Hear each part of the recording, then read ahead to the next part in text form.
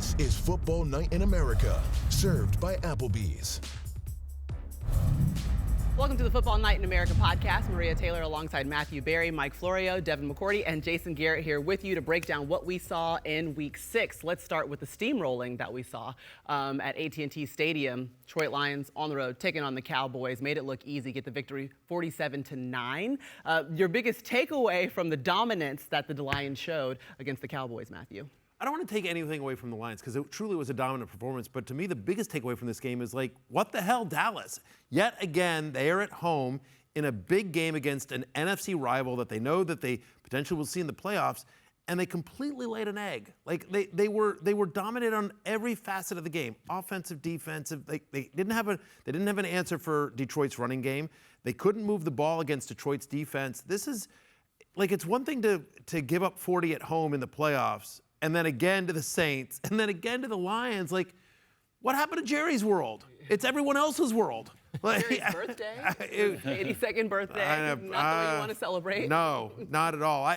To me, what I think it says more questions about the Cowboys and their long-term viability as a playoff contender than it does. Playoffs? I think the Cowboys are thinking about the playoffs right now. That's what I'm saying. That's what I'm saying, Devin. I just, honestly, to me, it was more shocking that, it wasn't shocking that the Lions made a statement. They're a very good team. It was that Dallas, in a home game against a real team, couldn't even put up a fight. To borrow a line that Chris used earlier and to change it just a little bit, 82nd birthday for Jerry Jones, and his team tried to allow that many points at 47. That's a good one. And after the game, Jerry Jones said, "You don't need to hear me say this, but I'm well aware we're in the proverbial crap hole right now." And he didn't say crap. I mean, that's just Jerry being Jerry. And, high expectations, 12 wins, 3 straight regular seasons, but something is clearly missing with this team. They fall behind, and by the time they wake up, it's too late. You let Barry take you there. We've been positive, Mike. We could just talk good about Detroit.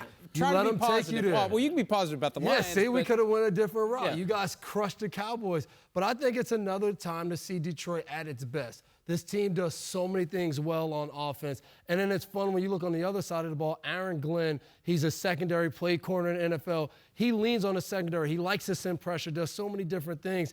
This Lions team, it's just a lot. And going into the game, a lot of people said, it's a tough matchup for Dallas. What Detroit does well is everything Dallas struggles with, and it showed up today. To me, it just goes back to how Detroit has been built. I just love the alignment they have in their organization, general manager, head coach, how they want to play, and the way they've acquired different players based on that. Their offensive line's fantastic. They're a physical football team. That's where it starts. And then they get these other pieces. Ben Johnson does such a good job mixing everything. You mentioned Aaron Glenn's got those guys playing on defense.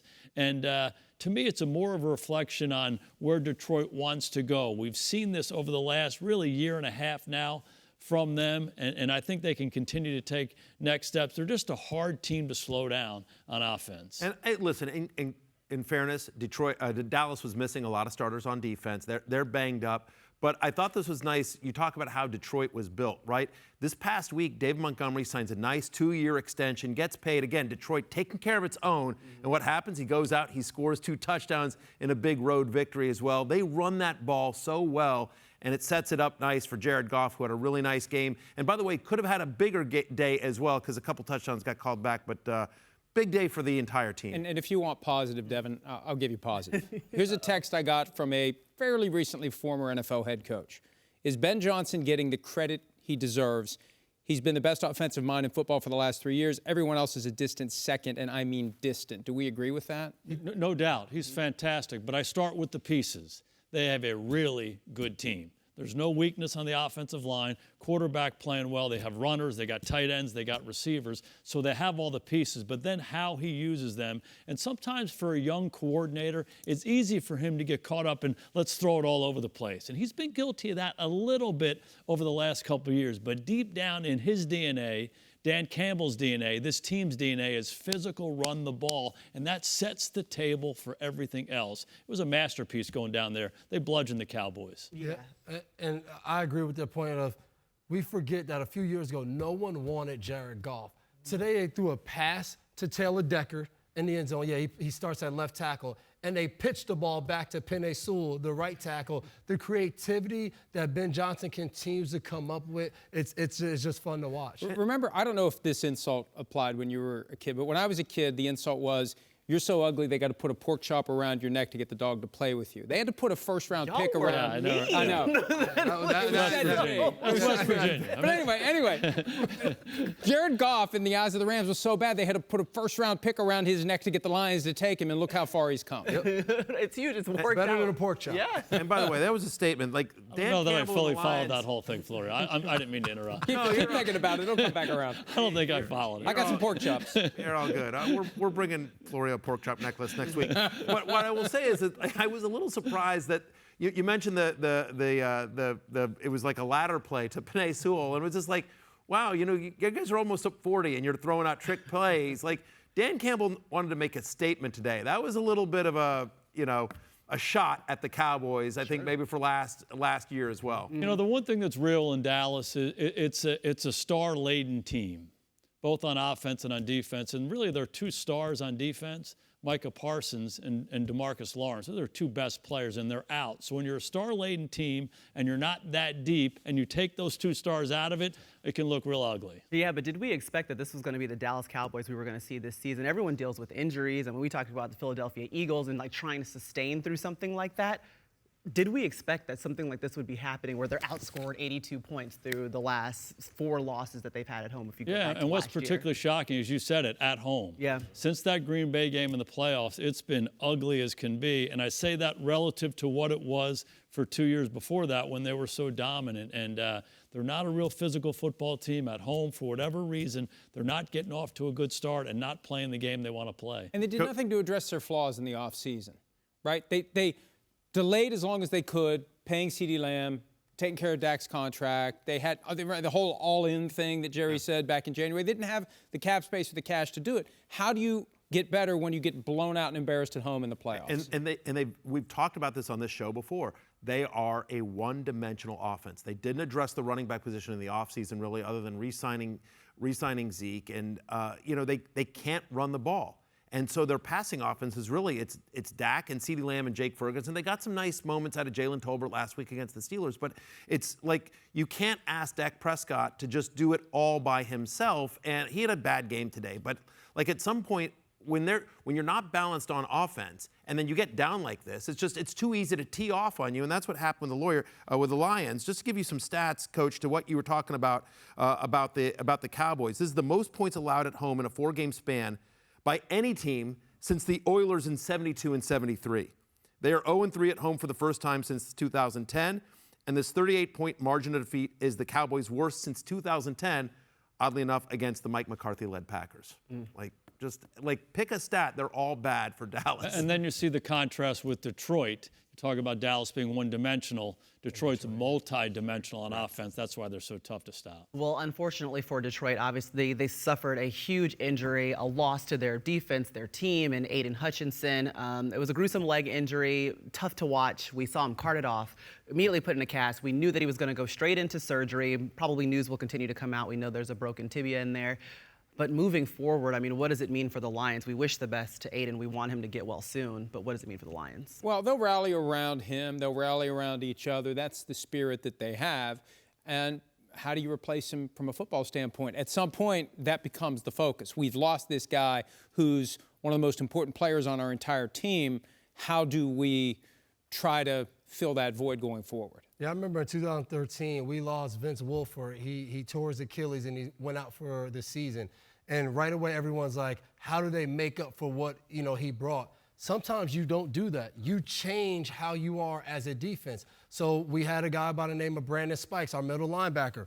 We blitzed him a lot. Every time. He was a guy that he could cause disruption. We didn't have a defensive tackle who could sit down there and move people. So we said, you know what? You just go. And I think Detroit's defense will have to figure out what are they going to become, what are they going to turn into, because you're not going to have a guy on the edge who can be as disruptive as Hutchinson's been all year for them. Yeah, it's a couple things with Hutchinson for me. Is so productive, leads the league in sacks. He's everywhere. He's just such an active player. But then the spirit that he plays with, he's the heart and soul. He represents everything Dan Campbell wants in that team. But if you go to Detroit, the word grit is everywhere.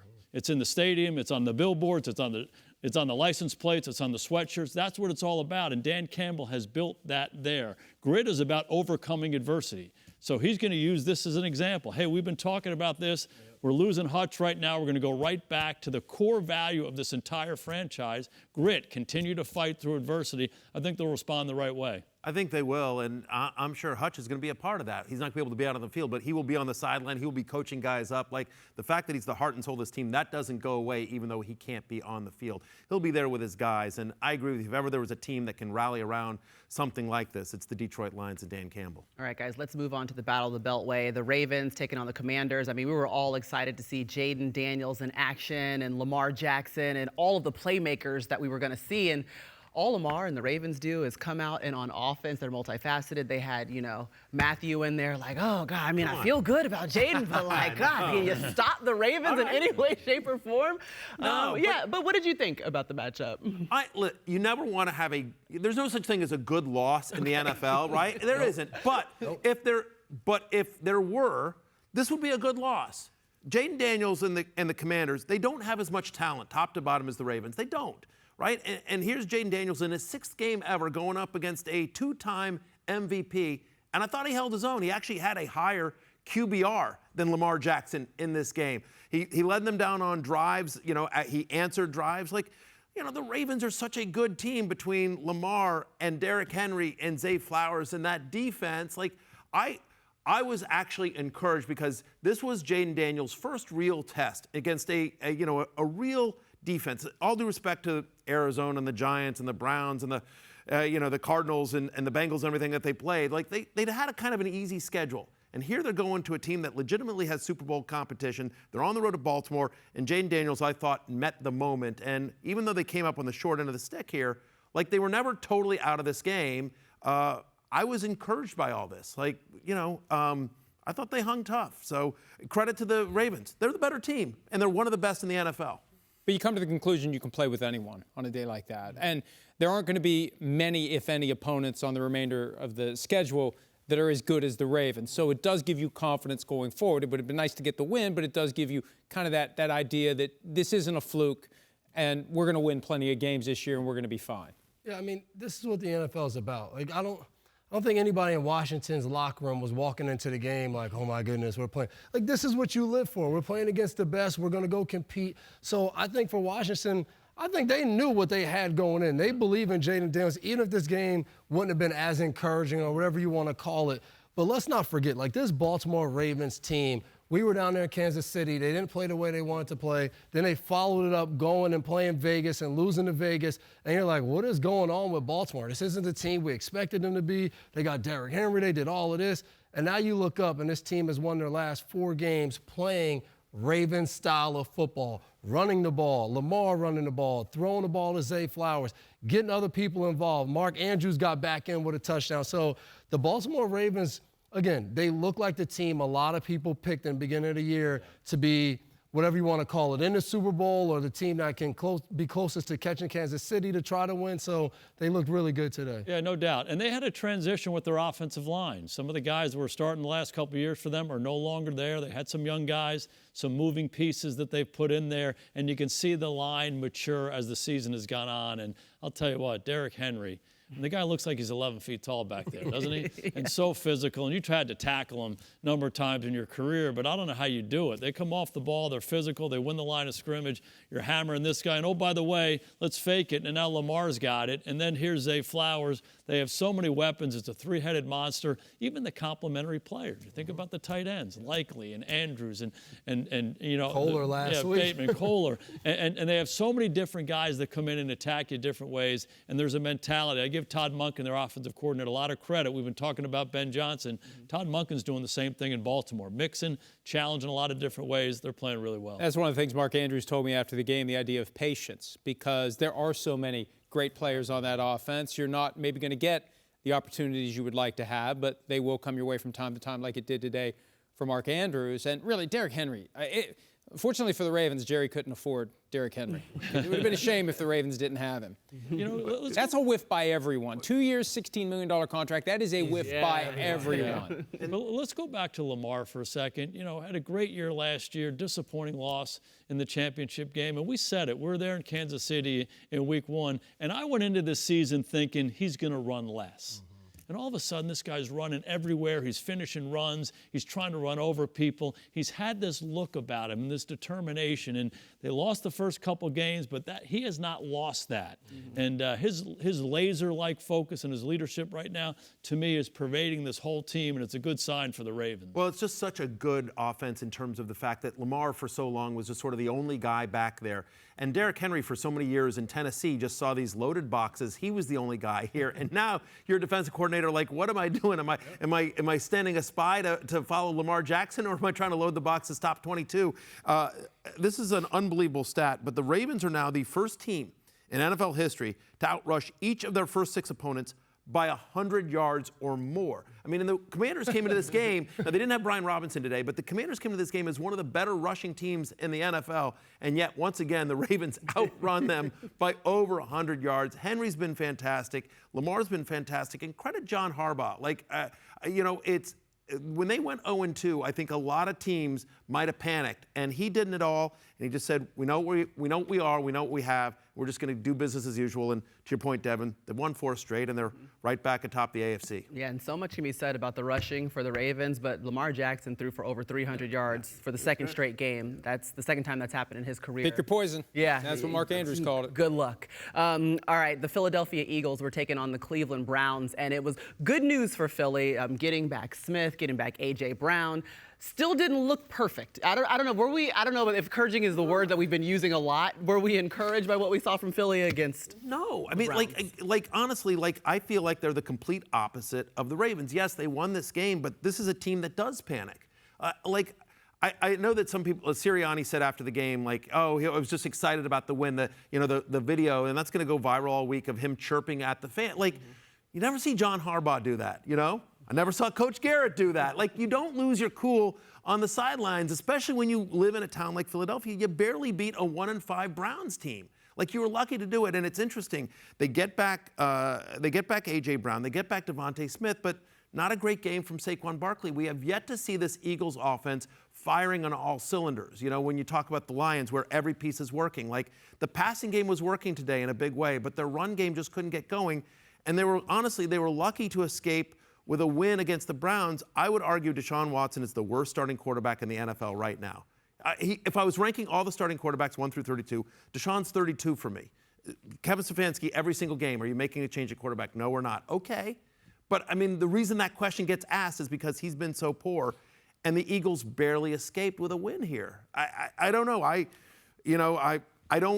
actually feel worse about the Eagles after that win than I feel than better. I don't know how anyone else feels. They had 2 weeks to get ready for it. And Nick Sirianni said in the aftermath of their last game, we need to start faster. For the first time in franchise history, Fox showed this graphic during the broadcast. For the first time, 5 games, 0 points scored in the first quarter for the first 5 games of the season. And I just want to address the Sirianni thing because he's Italian.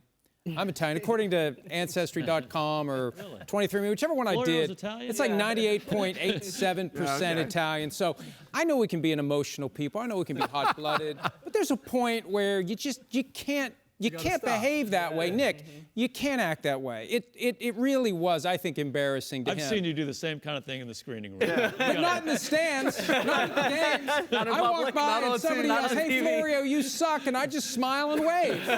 I'm used to it. That never happens. Oh, it happens. It does. Oh, it's been there. Everyone knows don't walk too close to Florio. Smile and wave. There's always 1 or 2 or 50. You have a pork chop around your neck when you're done? That's true. I need to take a pork chop with me. But anyway, it's not becoming of an NFL head coach.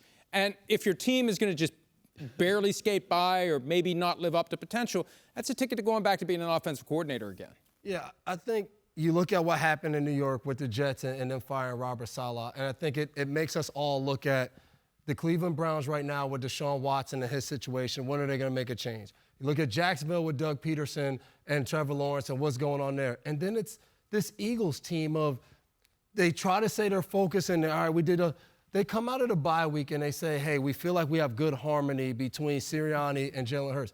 What do you mean? Like, why are you guys reading everything that we're saying and everybody else is writing? They never read any of that. Throw all of that away. They never listen to any of that. Right? But this team, I just feel like they live in what everybody else is saying. When I was in New England, we used to have signs on the door.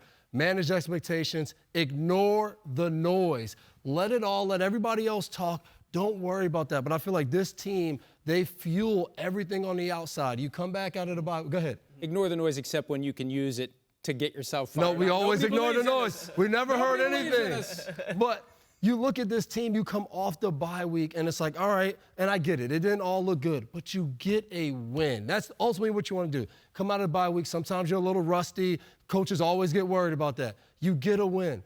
Your head coach doesn't need to turn to the stands and remind them that you won. Like, you're supposed to win. Your fans want you to win. They don't want to boo you, but hey, when you play in tougher cities like that and they have a strong fan base, they boo you when it doesn't look good. It is what it is. It's funny, we didn't know. Is he chirping with Browns fans? You're like, Maybe it's Eagles fans. I'm guessing Eagles fans. If you've been around Eagles fans, it's probably Eagles fans. Yeah, no doubt. And I think in those situations, if you can somehow stay above the fray, there's something that's empowering about that, and something that somehow disarms the opponent. You've played so many games. When some guy was chirping at you and you just went about your business and went to play the next play, somehow that gets in their head a little bit. So you certainly don't want to engage in those kinds of things. But for me, this goes back to Philadelphia being 10-1 last year and losing the last 6 down the stretch, being a disaster in the playoff game. So there's some things going on there, and I think it's better this year.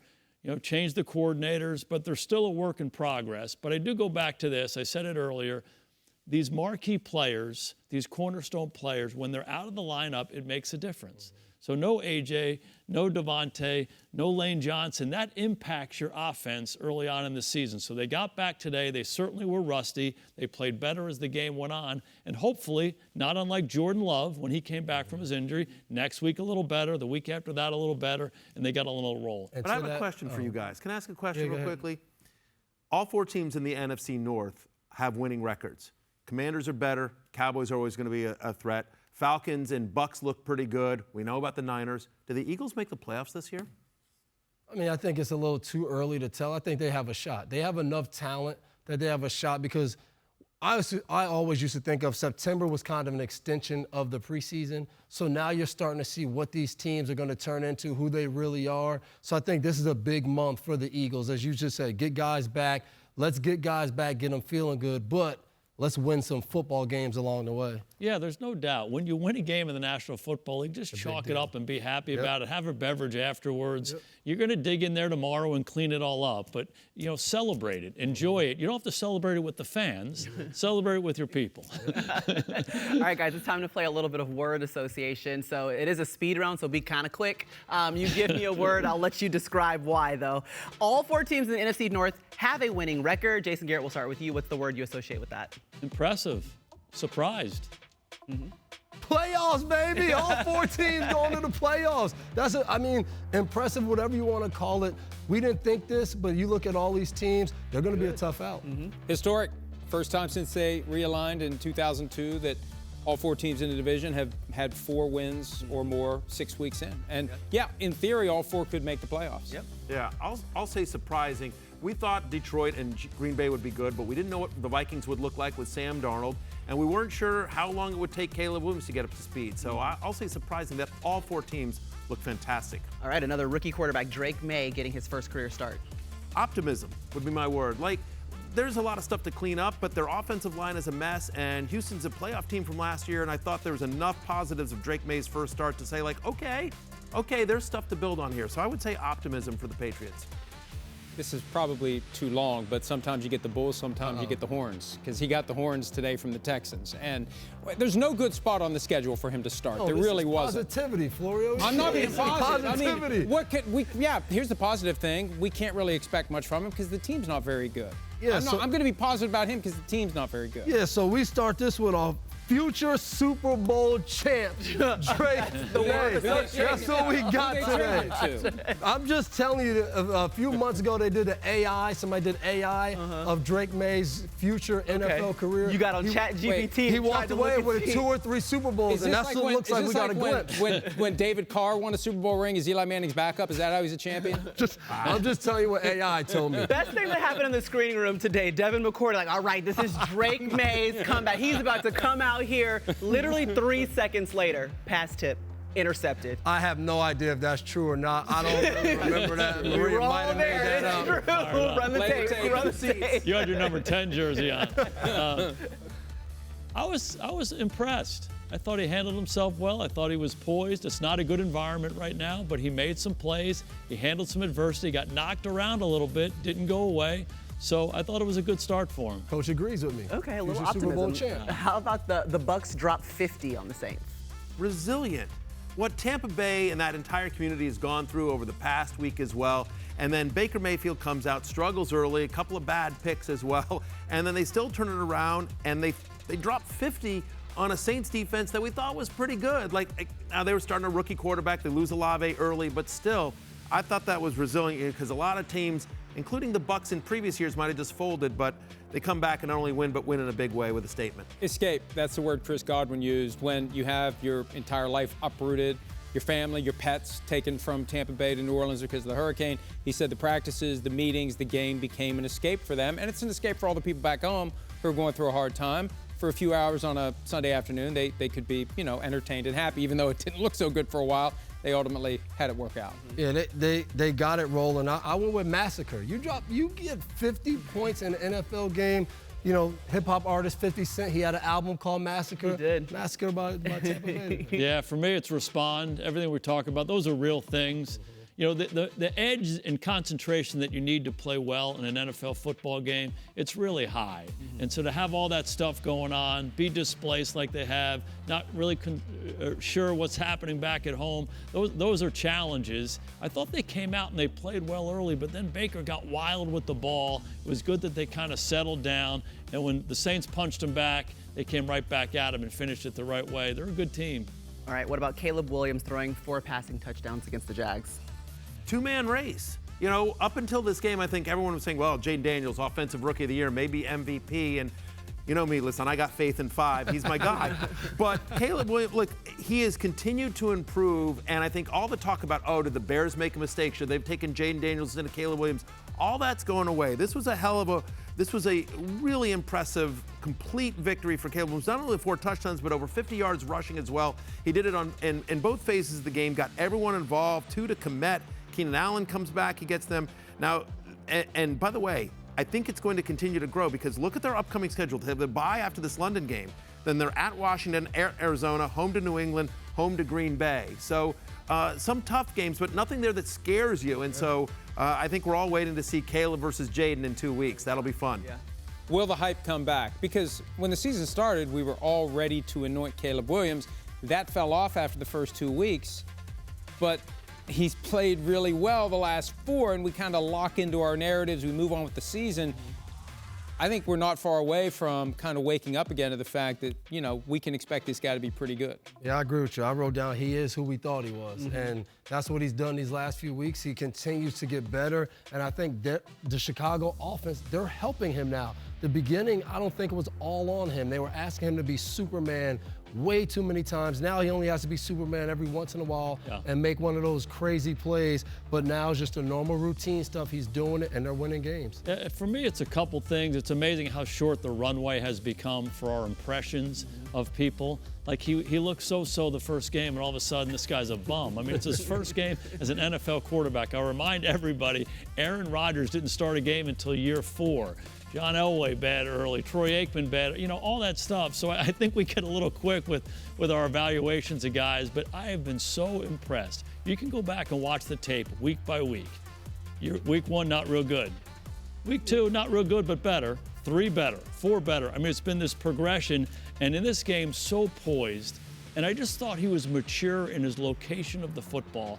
He threw this little juke route to Keenan Allen down in the red zone, isolated on the Mike linebacker. He's going to go over the top of him. There's one place to throw the ball high and firm on his back shoulder. It was like, boom. It's like that's a pro quarterback right there, an NFL guy who's played games, and you can just see that he's just at a different level than he was. It probably looked really fast to him a month and a half ago. It's slowing down. You can see that athletic ability showing up. And the coaching gets credit, too, because Jay Glazer had that point a couple of weeks ago from Mercedes Lewis that he and Cole Kmet and Caleb Williams went to offensive coordinator Shane Waldron and basically said, coach us, and since then they've been great.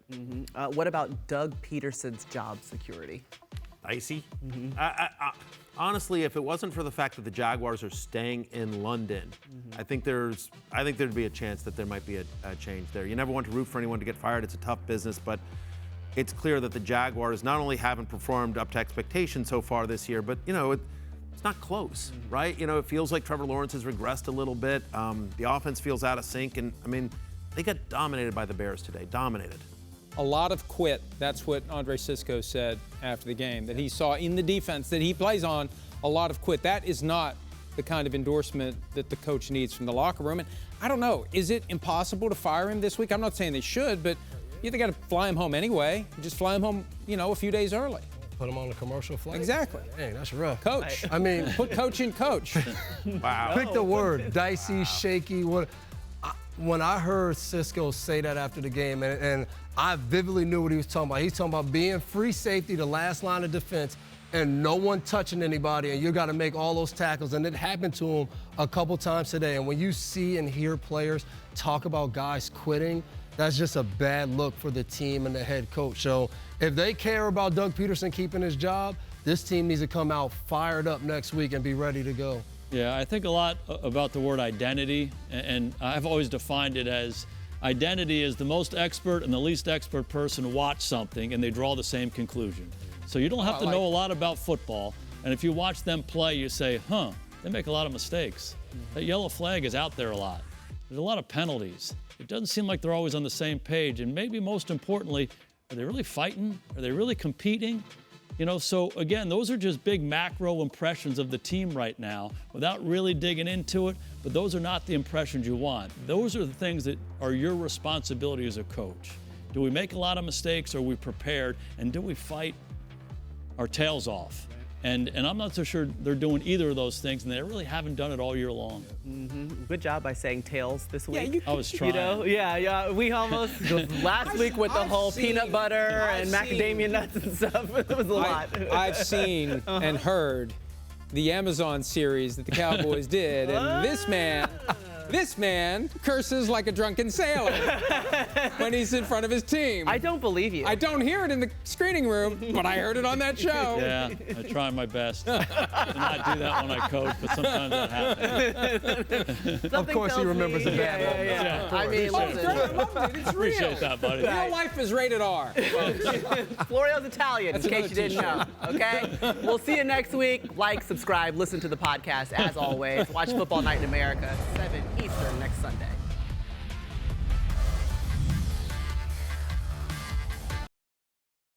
Hi, I'm Mike Tirico, and thanks for watching. Make sure to hit subscribe for the latest news and highlights from NBC Sports.